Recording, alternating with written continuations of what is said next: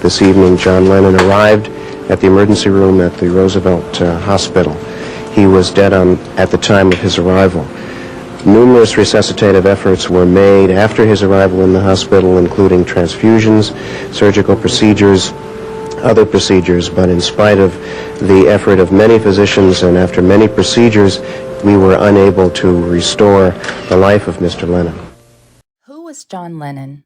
John Lennon is probably best known for being a member of the Beatles. Before he was a famous Beatle, he was born John Winston Lennon on October 9, 1940 in Liverpool, England. In 1969, John added Ono to his name in an attempt to remove his middle name of Winston. He formally changed his middle name by deed-poll from Winston to Ono during a brief ceremony. However, Lennon was unable to lose the Winston from his name, as UK law dictates that a person is unable to fully revoke a name given at birth. As a result, his official name became John Winston Ono Lennon. The Beatles were formed in 1957, and their name, The Beatles, were the words Beatles and beat combined together.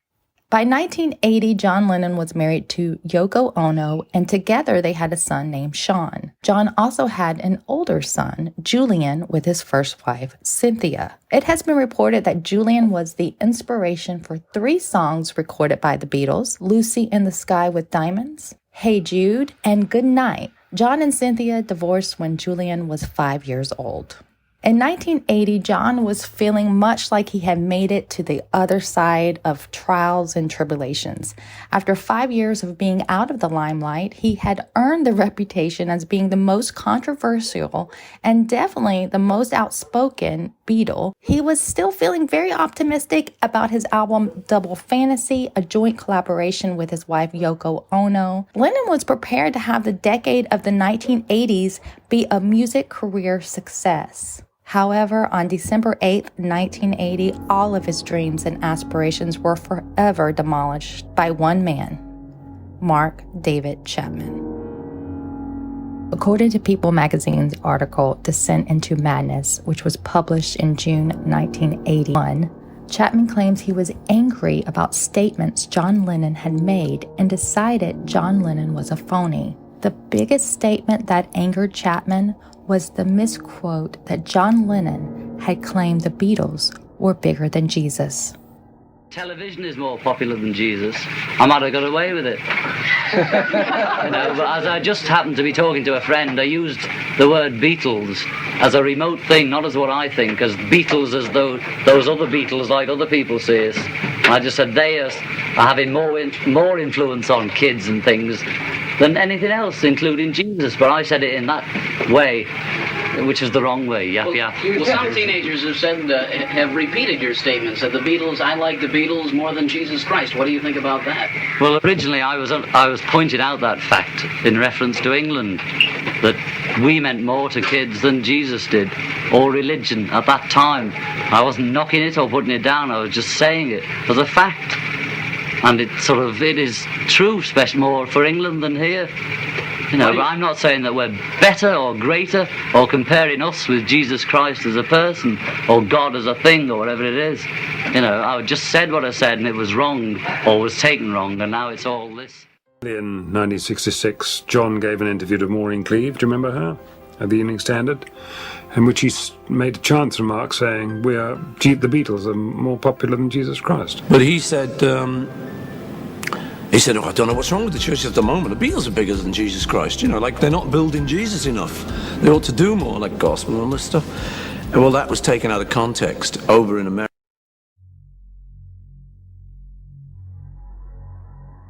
Beatles made a statement in all the newspapers that they're getting better than Jesus himself, and the Ku Klux Klan, being a religious order, is going to come out here the night that they appear at the Coliseum here, and we're going to demonstrate with different ways and tactics to stop this performance. The Klan is going to come out here because we're the only organization that will come out and make a stop to these accusations. This is nothing but blasphemy, and we're going to try to stop it. Any terror way we can, but it's going to stop. We're known as a terror organization. I think we have a terror organization. We have ways and means to stop this if this is going to be the case. Yes. Well, what ways and means? Well, I don't want to say this, but there'll be a lot of surprises Monday night, I believe, when they get here. Welcome back to Larry King Live with Mark David Chapman. Mark, will you relive with us those terrible moments for you, for the world, for a lot of people around and in circles close to John Lennon? What happened that night? Well, if you want to pick it up from the night, I was standing there with a gun in my pocket. Knew you were going to shoot him? Sorry? Knew you were going to shoot him? Absolutely. Okay. Tried not to, praying not to, but knowing down deep it was probably going to come to that. Did you know it would be that night? Did you know you would see him again? Yes, I knew that morning, oddly, when I left the hotel, I had some type of premonition that this was the last time I was going to leave my hotel room. I hadn't seen him up to that point. That's what makes it interesting. I wasn't even sure he was in the building. And then I left the hotel room, bought a copy of The Catcher in the Rye, signed it to Holden Caulfield from Holden Caulfield, and wrote underneath that, "This is my statement," underlining the word "this," the emphasis on the word "this." I had planned not to say anything after the shooting. Walked briskly up Central Park West to 72nd Street and began milling around there with the fans that were there, Jude and Jerry, and later a photographer that came there. Okay. And then John came out that day, right? He came out. I was leaning against the gargoyle-studded railing and was looking down. I was reading The Catcher in the Rye, and I believe he got into a taxi and disappeared.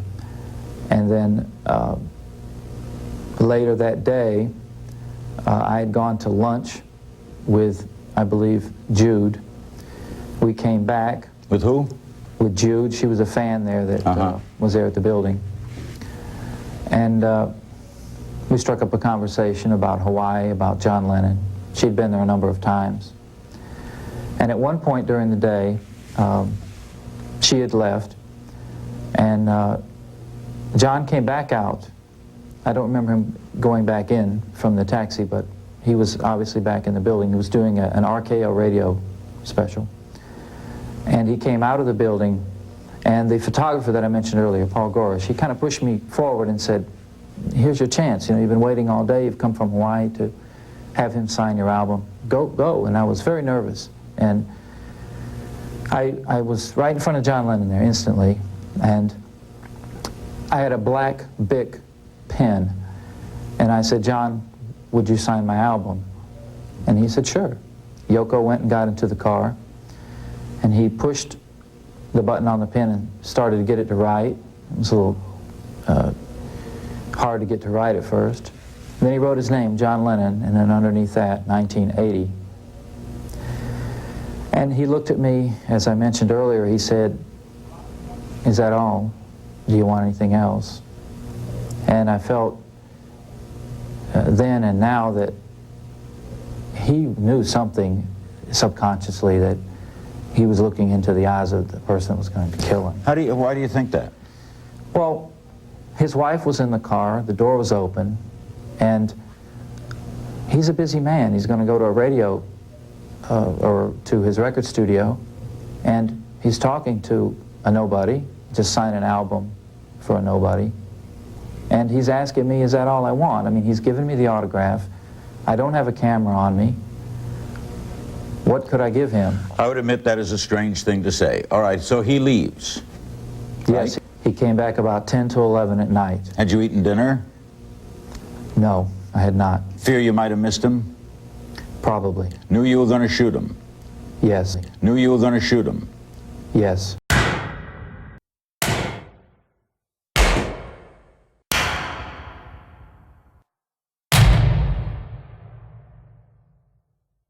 In America, the news of John Lennon's death was announced during the broadcast of Monday Night Football by Howard Cosell. Cosell reports Lennon had been shot twice, as you'll hear in just a moment. Chapman actually fired his gun 5 times. 4 of those shots hit John Lennon in the back.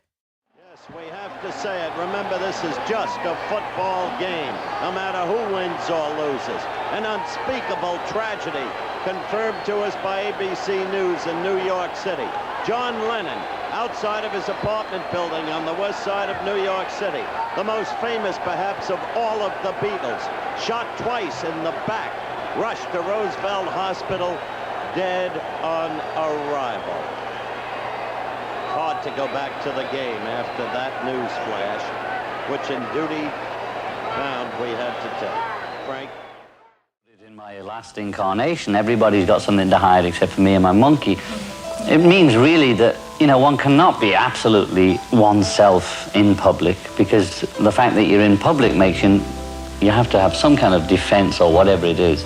But we always tried, from whether it's from Two Virgins through Imagine, through anything we've done together, the films we made together, always tried to get as near to the uncensored, as it were, for what we are, not to project an image of something that we're not.